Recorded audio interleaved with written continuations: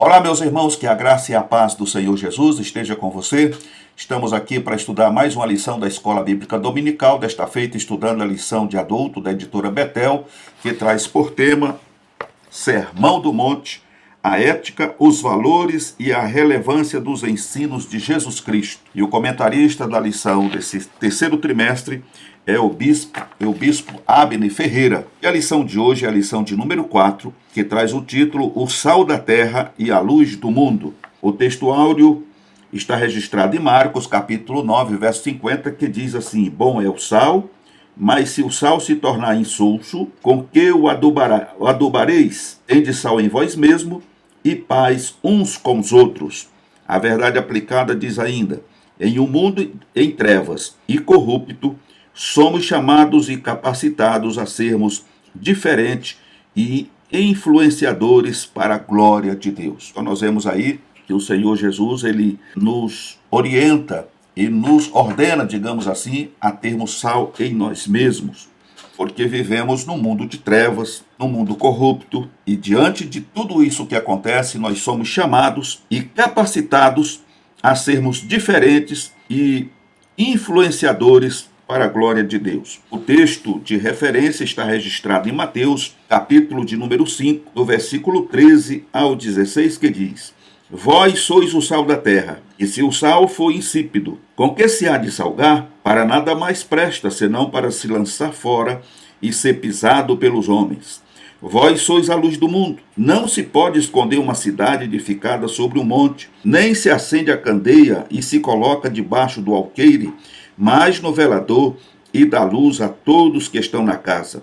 Assim resplandeça a vossa luz diante dos homens, para que vejam as vossas boas obras e glorifiquem a vosso Pai que está nos céus. Louvado seja o nome do Senhor. Devemos orar para que os valores divinos sobressaiam em nossas vidas. Meus amados irmãos, nós temos aqui na introdução Jesus ressaltando a importância de sermos o sal e a luz do mundo, conforme está registrado em Mateus capítulo 5, versículo de 13 a 16. O sal e a luz são metáforas que denotam a influência positiva que os filhos de Deus devem exercer no mundo. Portanto, vamos aqui ao primeiro tópico: vós sois o sal da terra. Ao fazer tal declaração, Jesus revela a dupla função que devemos exercer nesse mundo avesso e pecaminoso. Somos sal e luz, os agentes influenciadores, conforme está registrado em Filipenses capítulo 2, versículo 15.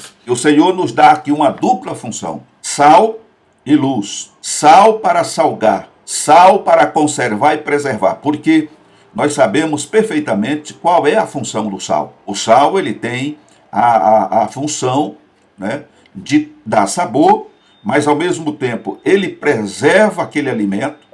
Por exemplo, se você, e isso eu falo relembrando de tempos passados, quando ainda não se tinha geladeiras. Então, as pessoas, quando matavam a criação, eles só tinham uma forma de preservar aquela carne. Ou eles cozinhavam tudo, né, naqueles tachos de azeite e guardavam em latas, ou então eles salgavam e colocavam no sol para secar. E esse último era o que se mais utilizava naquele tempo. Então você salgava a carne, deixava ela um tempo maturando dentro daquela gamela ou de uma bacia, alguma vasilha grande onde comportasse aquela carne, e depois ela ia para um varal para secar. Ali ela estava preservada, né, do ataque das varigeiras. Mesmo que a varigeira colocasse ali os seus ovos, ela não apodreceria, porque ela estava, né, preservada pelo sal. Então aquilo não prosperava, não ia muito longe.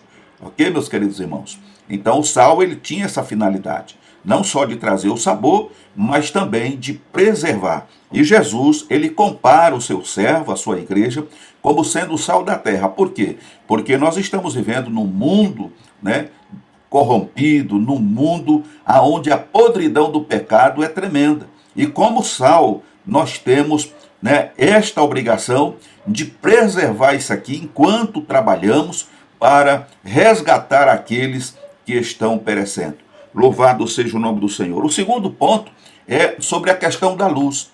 A luz, ela tem uma função muito importante na vida do ser humano, né?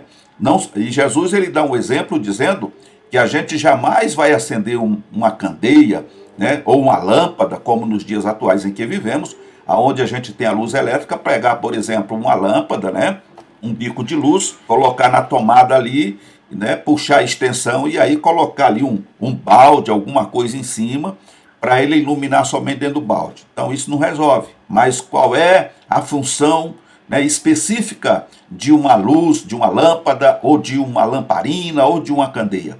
É colocar no velador. Esse velador ele é colocado numa determinada altura, onde a partir dali aquela luz tem condição de iluminar aquele ambiente e por conseguinte, né, iluminar todos que entram naquele recinto. Então essa é a função da luz. Mais uma vez Jesus disse que nós somos a luz, né? E como luz nós precisamos brilhar em meio às trevas, porque esse mundo está em trevas. As pessoas que vivem nesse mundo que não conhecem Jesus, essas pessoas estão andando às cegas, sem saber para onde vai, caminhando a passos largos para um abismo muito grande. E nós, como luz, devemos iluminar o caminho dessas pessoas para que elas vejam onde estão indo, para que elas retornem e voltem e passem a andar por um caminho seguro que os conduzirá à vida eterna. Essa é a função da luz. Pois muito bem, a importância de uma vida constante. Jesus não disse que temos sal ou que temos luz. Ele disse, vós sois. Então essa é a questão. Mateus capítulo 5, do versículo 13 a 14. Então Jesus disse, olha irmão, você tem sal em você. Olha irmão fulano, você tem luz. Não, o Senhor Jesus disse que nós somos. Vós sois o sal e a luz do mundo. Temos que fazer valer isso que somos, né? Nós somos os luzeiros, vamos dizer assim, desse mundo tenebroso que está em trevas. Então, por onde passarmos, a nossa luz precisa brilhar. Por onde passarmos, o sal que está em nós precisa fazer o seu papel. Porque aí Jesus diz que se o sal se tornar insípido ou insosso, para nada mais serve, a não ser para ser lançado fora e ser pisado pelos homens. Ele tem que ir para o monturo se ele perde as suas características, se ele perde a sua salinidade. Portanto, o Senhor diz com essa afirmação, né, que nos apresenta uma responsabilidade que temos de viver uma vida de constância. Jesus conta com cada cristão para ser, neste mundo, um agente influenciador para um viver saudável e que glorifique a Deus. Por isso é que nós precisamos ter cuidado para não transigir com o pecado. Porque quando transigimos com o pecado, irmãos, sendo sal e luz, o sal torna-se insípido e a luz, ela volta àquele estágio que Jesus recriminou, que é colocar ela debaixo de um alqueiro, debaixo de um cesto, debaixo de um balde, de alguma coisa que vem impedir dela iluminar, né, o ambiente, o local onde ela se encontra. Por isso nós precisamos nos manter firmes como agente influenciador. Por onde passarmos, precisamos deixar essa marca, né, para que as pessoas vejam que nós somos pessoas diferentes, que nós temos compromisso com a verdade, que nós somos testemunha de Jesus Cristo e que ela, através do nosso testemunho e do impacto deste sal e dessa luz, elas possam, né, olhar para si mesmo e ver que estão trilhando um caminho errado. Louvado seja o nome do Senhor. Ser como sal é isso, é ter influência por ocasião de sua presença. Assim como o sal dá sabor e influencia o ambiente em que é colocado, assim devemos ser. Do mesmo modo é a luz. Ela está em oposição às trevas, e aonde ela chega, as trevas devem sair, porque não existe comunhão entre ambas. Ou a luz predomina, ou as trevas. Ser luz é manifestar ao mundo e impactá-lo com as boas obras, de tal maneira que Deus seja glorificado.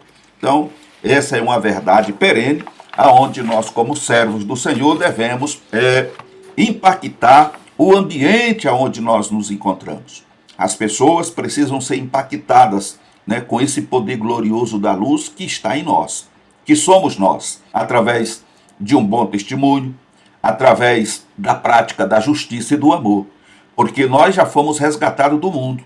O Senhor Jesus disse que nós não somos mais do mundo, nós somos comprados por um bom preço, e fomos deixados aqui para sermos as suas testemunhas e apresentar, né, este novo reino que precisa ser implantado na terra a toda a humanidade, principalmente aquelas que estão caminhando e aprisionadas pelo inimigo, sendo arrastadas ao abismo eterno. Então nós devemos ter, né, esse sal e essa luz, né, sempre funcionando em nossas vidas, para que em nenhum momento venhamos, né, escandalizar a obra de Deus e entristecer o Espírito Santo, seja na empresa, lá na fábrica, seja na faculdade, seja nas conduções por onde você vai viajando, seja no meio da vizinhança, na igreja. Sempre o bom testemunho de um verdadeiro cristão precisa prevalecer na tua vida, porque através desse testemunho, desta prática saudável de representar o Senhor Jesus e o reino dos céus aqui na terra, é que nós vamos conquistar muitas pessoas. Então precisamos ser exemplo, né, de todas as pessoas, que não venhamos ser causa de escândalo, nem para grego, nem para judeu, e muito menos para o povo de Deus, mas que possamos nos manter firme na presença do Senhor, olhando para o Senhor, autor e consumador da nossa fé, e dando bom exemplo, para que por intermédio da nossa vida possamos conquistar muitas pessoas para o reino dos céus. Irmãos, um testemunho pessoal, o testemunho da minha e da tua vida, ele fala muito mais alto do que 1 milhão de palavras, tá certo? Porque as palavras, elas ecoam e vai com o vento, mas o que você pratica, isso marca as pessoas que estão à tua volta.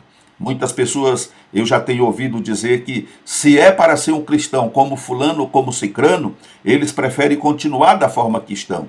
E isso realmente é lamentável a gente ter que ouvir isso. Por quê? Porque aquela pessoa, apesar de dizer que é cristão, ela não dá um exemplo de cristão, ela não dá um testemunho de cristão. Então nós precisamos vigiar na terra, porque para sermos sal e luz, nós precisamos estar inserido naquilo que o Senhor Jesus requer de cada um daqueles que se aproxima dele. Louvado seja o nome do Senhor Jesus. Por outro lado, nós temos exemplo de pessoas que eles dizem assim: olha, aquela pessoa verdadeiramente é um crente, é um servo de Deus. No que depender de mim, eu entrego até o meu comércio para ele, porque eu sei que ele compra e ele paga, é uma pessoa que tem palavra, é uma pessoa justa, é uma pessoa honesta, é uma pessoa do bem. Irmãos, isso é um testemunho positivo. Oxalá que possamos, né, nesse tempo pós-modernidade, ainda manter a nossa palavra. Mas o que a gente tem visto é que pessoas falam, mas não cumprem. Fala por uma questão de falar, como eu disse. A palavra se perde no tempo. E aí, no dia seguinte, você interpela aquela pessoa e diz: não, eu não me lembro de ter falado isso, não. Não, acho que o irmão se equivocou, o irmão está enganado. Não, não foi bem isso que eu quis dizer. Não foi bem isso que eu quis falar. Então, irmãos, a gente vê aí a falta do empenho na palavra. E a palavra de Deus diz que a nossa palavra tem que ser sim, sim, não, não. Isso faz parte de ser sal e luz, né?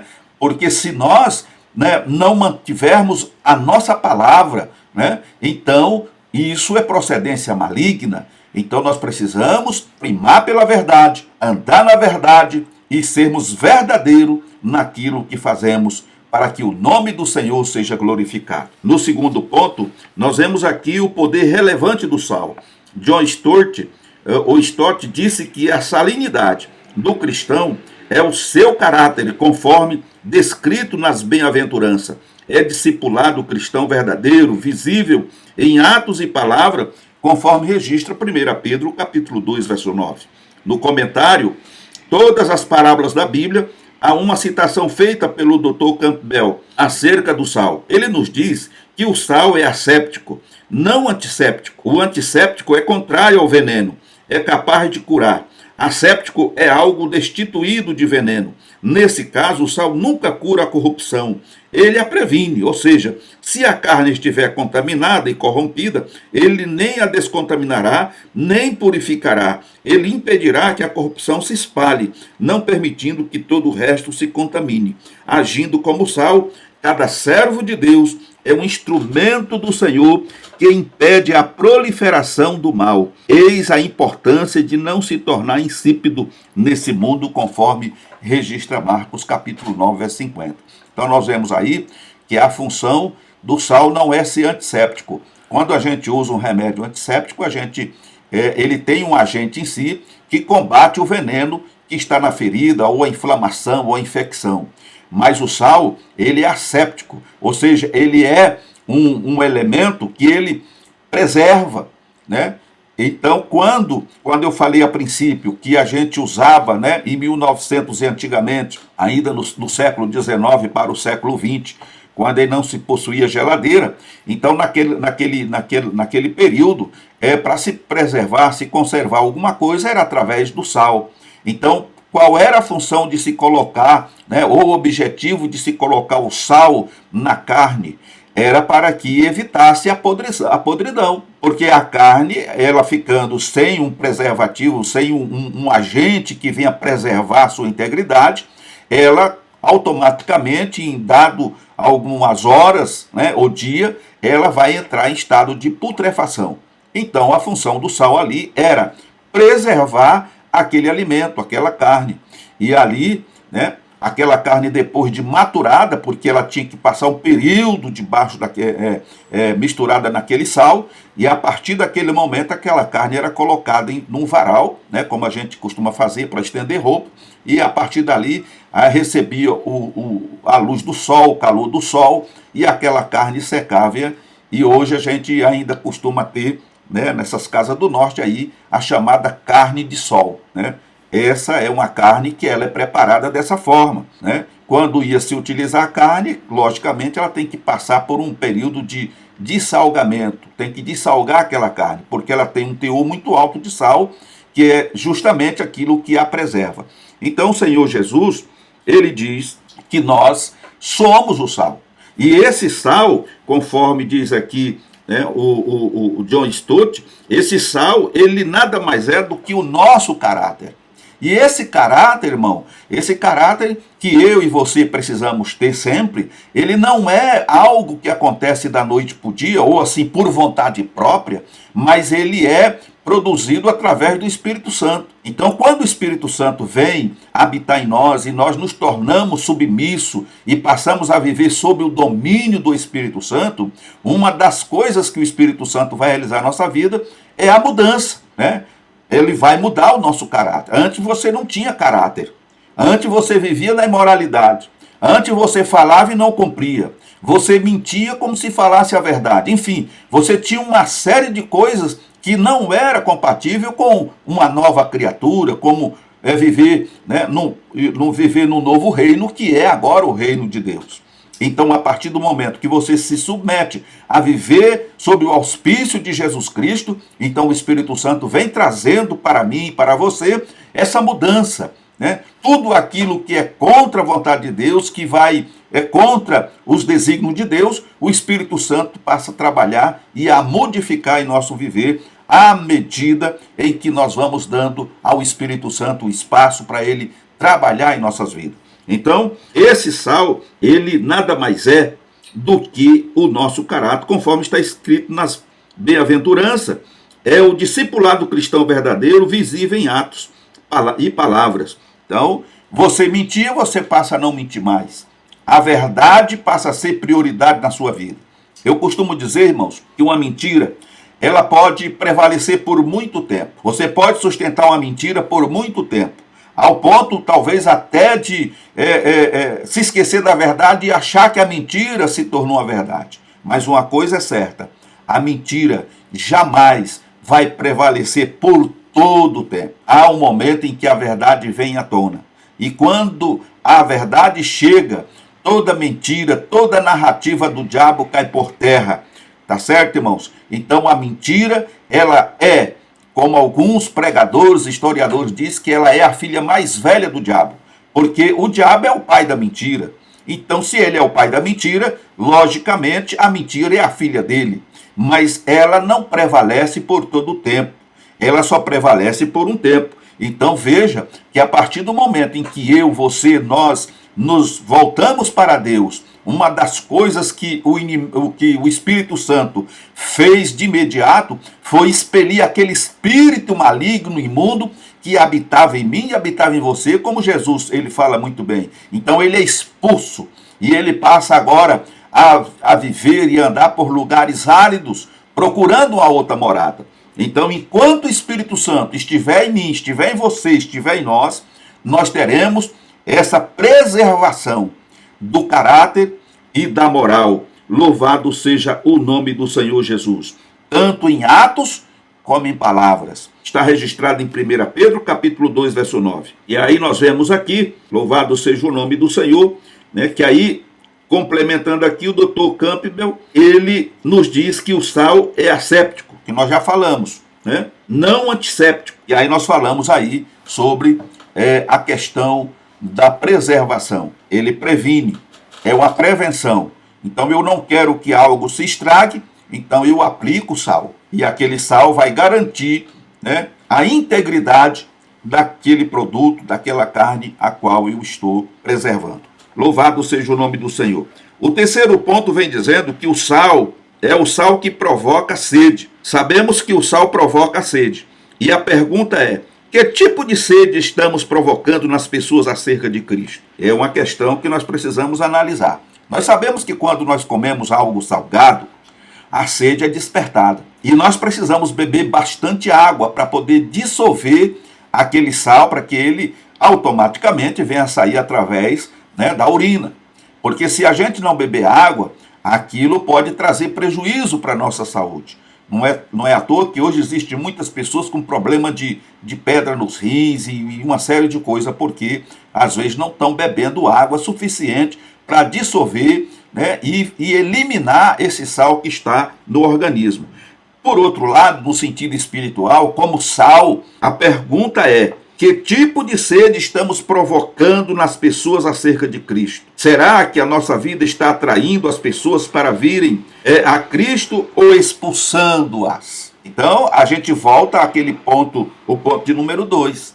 Se o Espírito Santo, ele não tem autonomia, ele não tem a liberdade de trabalhar na minha vida, para que ele venha trazer a mudança necessária para que eu de fato seja sal e luz, por meio do caráter, de atitude, de palavras, eu não tenho nenhum tipo de influência, ou não terei nenhum tipo de influência para conquistar pessoas, porque, como eu disse lá no início da aula, um testemunho pessoal, a minha vida, ela vai falar muito mais alto, com muito mais força, do que 1000 palavras que eu venha pronunciar. Os irmãos estão entendendo? Então não adianta você falar que Jesus é isso, que Jesus é aquilo, que Jesus faz, que Jesus deixa de fazer e etc. Porque as pessoas estão olhando para você. E elas estão vendo o contrário daquilo que você está falando. Como que Jesus é tudo isso se você está nessa situação?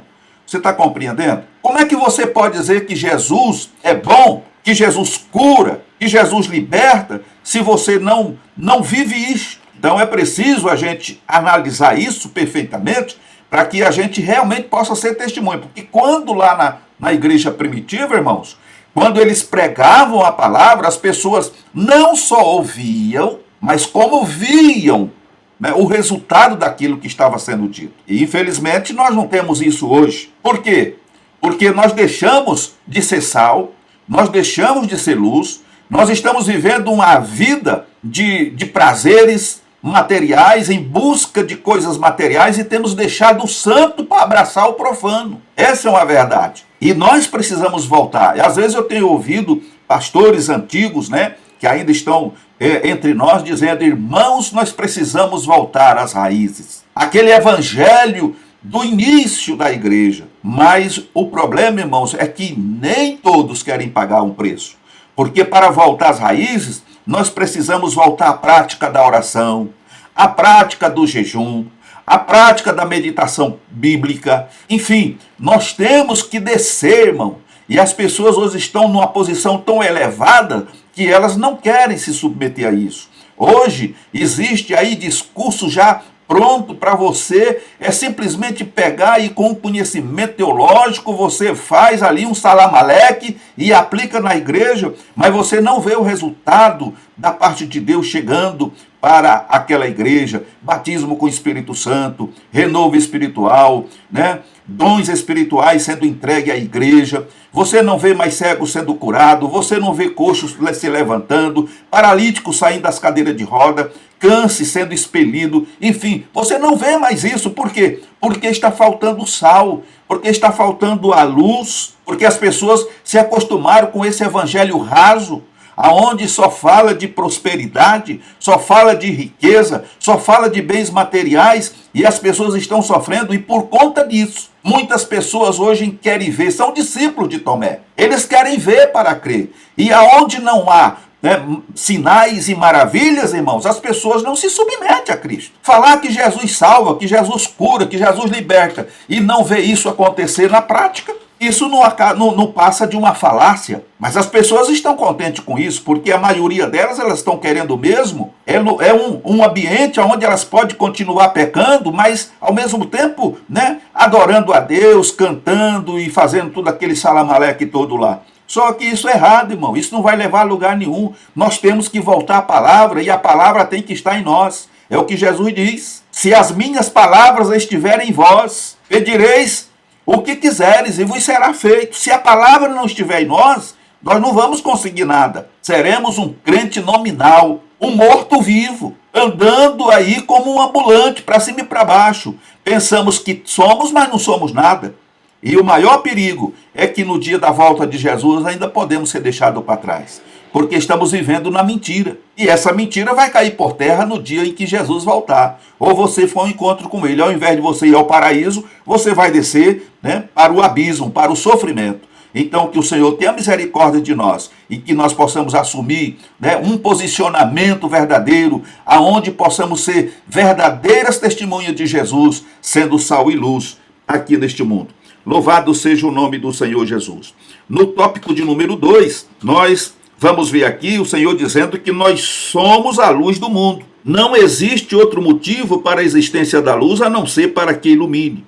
Não existe outra forma de iluminar esse mundo de trevas a não ser testemunhando, conforme está registrado em Mateus capítulo 5, 16. Então, irmãos, a luz ela deve brilhar.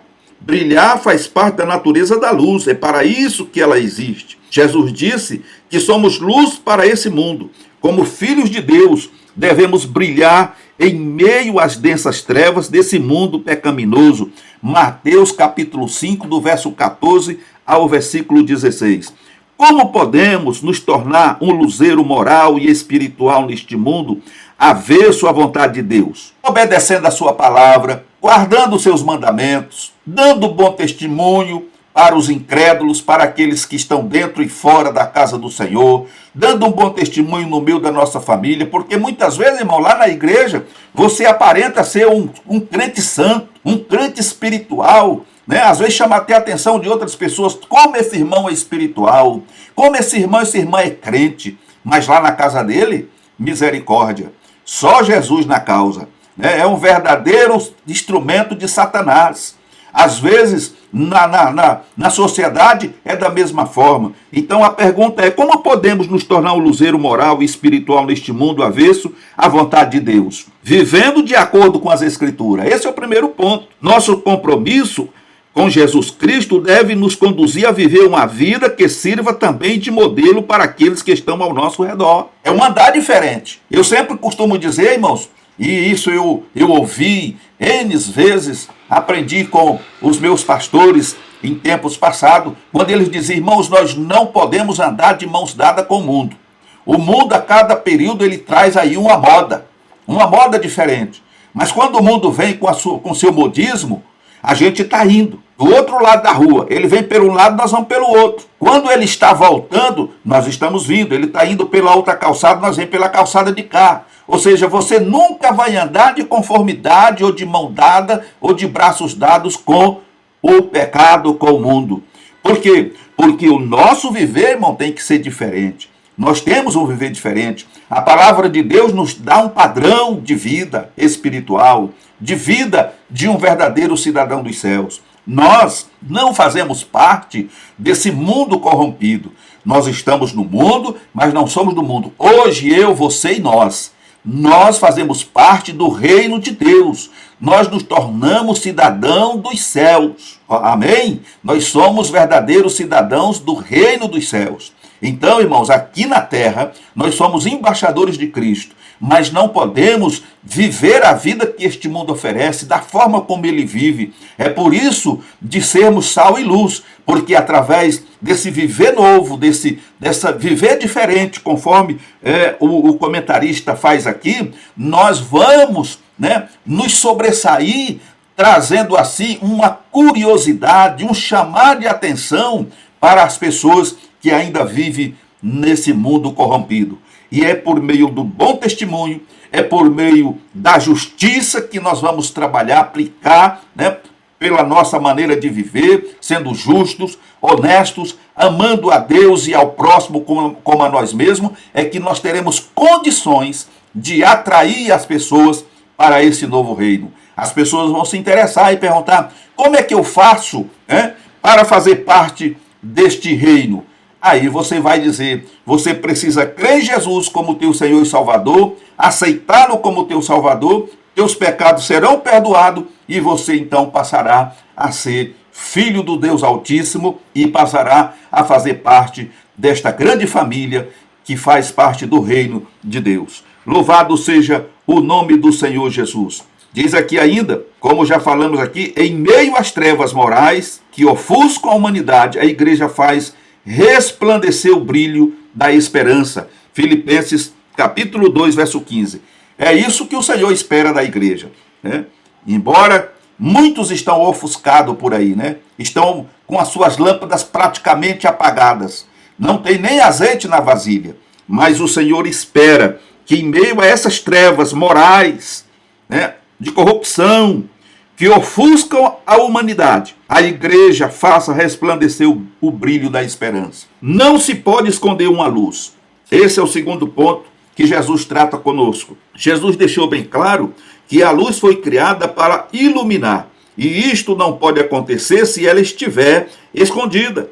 A instrução divina é que possamos reluzir e se fazer conhecidos em todos os segmentos, pois quando restringimos a dimensão de nossa vida espiritual somente aos limites dos cultos ou de nossos lares, estamos escondendo o que deveria ser amplamente apresentado, conforme está registrado em Atos capítulo 5, 42.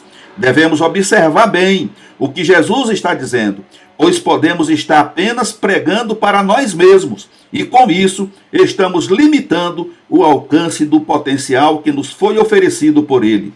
Devemos ampliar nossas fronteiras, conforme está registrado em Romanos, capítulo 15, verso 20. Então nós já falamos sobre isso, a questão da luz, ela não pode de modo algum ficar escondida dentro de um ambiente, ou seja, lá no templo. Então lá no templo você brilha, através dos louvores, uma pregação bonita, no desenvolvimento de alguma tarefa que você tenha lá, e muito menos em casa, ficar ali restrito só ao teu ambiente familiar. Essa luz ela precisa brilhar nas trevas.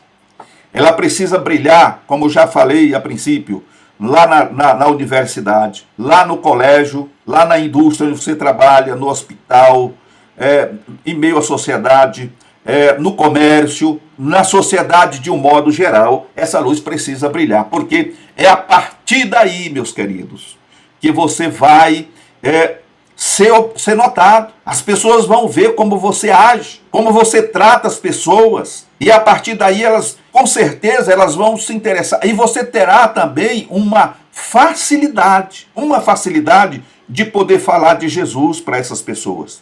A gente não pode perder essa oportunidade. Um determinado dia, eu precisei ir ao hospital de clínicas, lá em Santo André. E depois de tentar pegar um ônibus e não achava nenhuma linha de ônibus que fosse para aquela região, eu resolvi pegar. Por coincidência, esse irmão, ele era cristão. E nós fomos conversando. No retorno, eu chamei um outro Uber para voltar. E coincidentemente, o motorista daquele Uber, ele era um cristão desviado.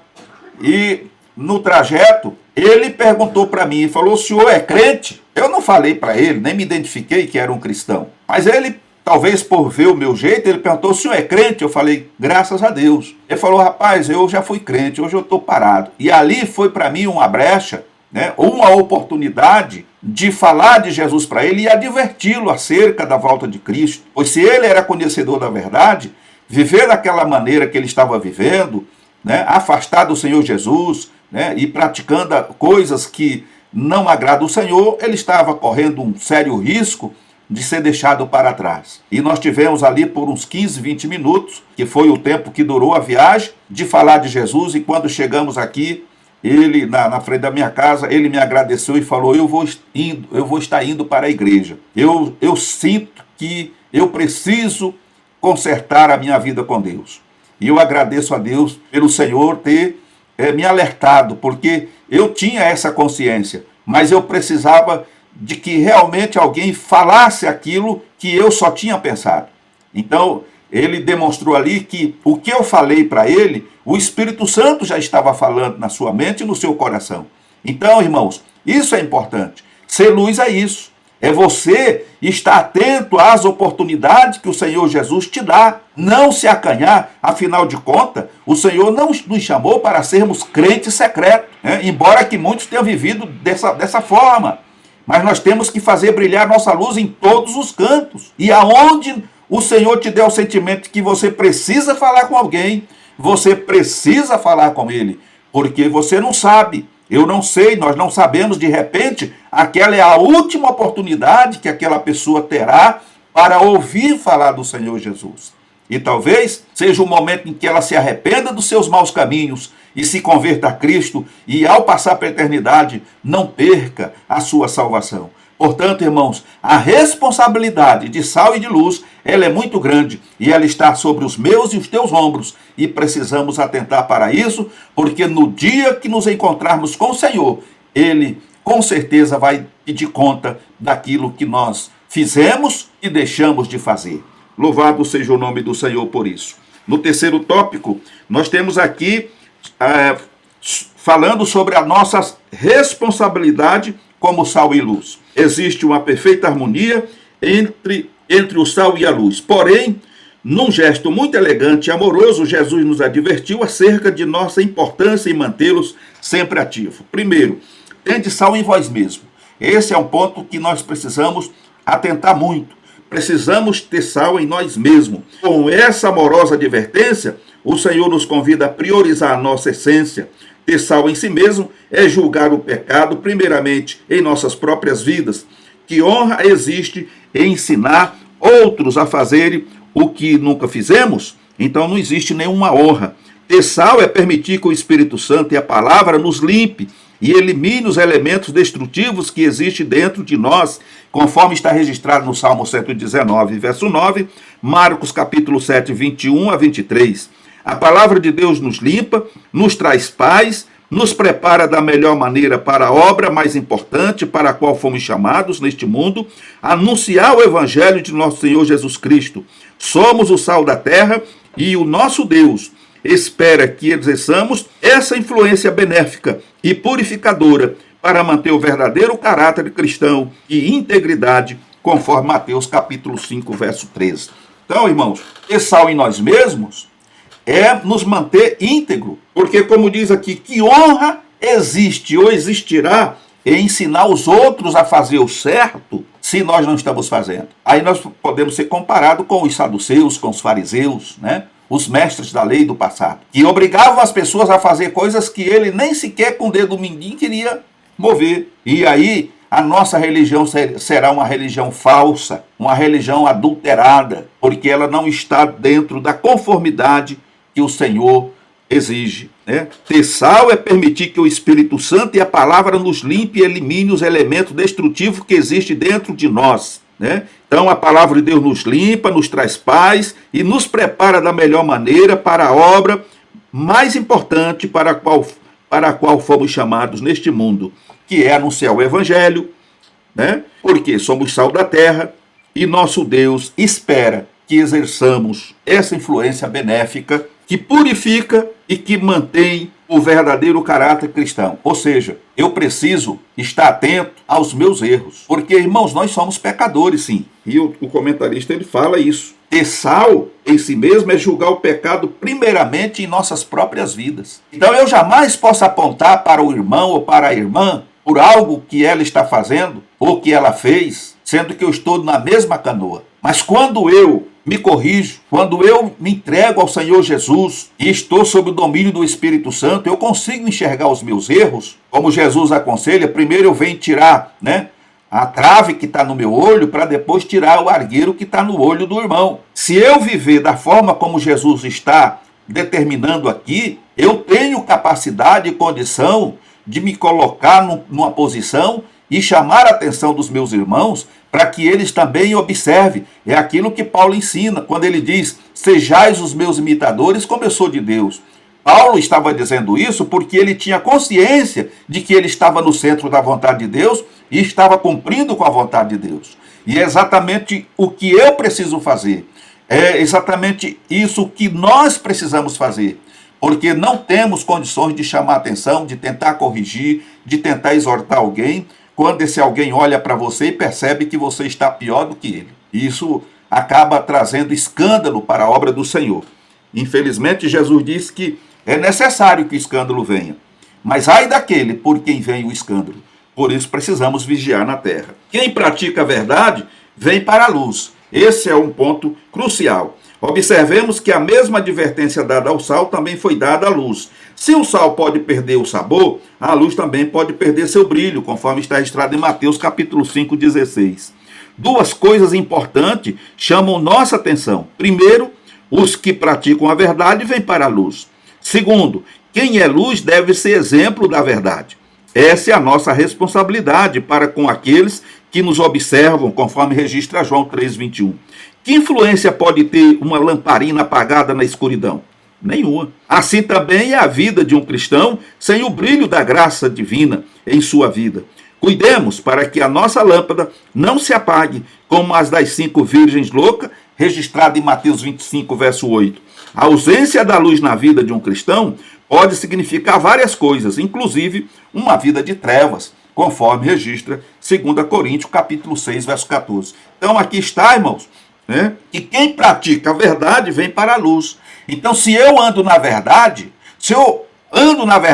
eu vou sempre primar pela verdade. Eu vou abominar, eu vou detestar a mentira, o engodo, o engano e todas as outras coisas que acompanham a essas. Entendeu, irmão? Então eu vou estar na verdade. Se eu estou na luz, eu vou me aproximar mais ainda da luz, porque quanto mais perto da luz eu estou, mais iluminado eu vou ficar.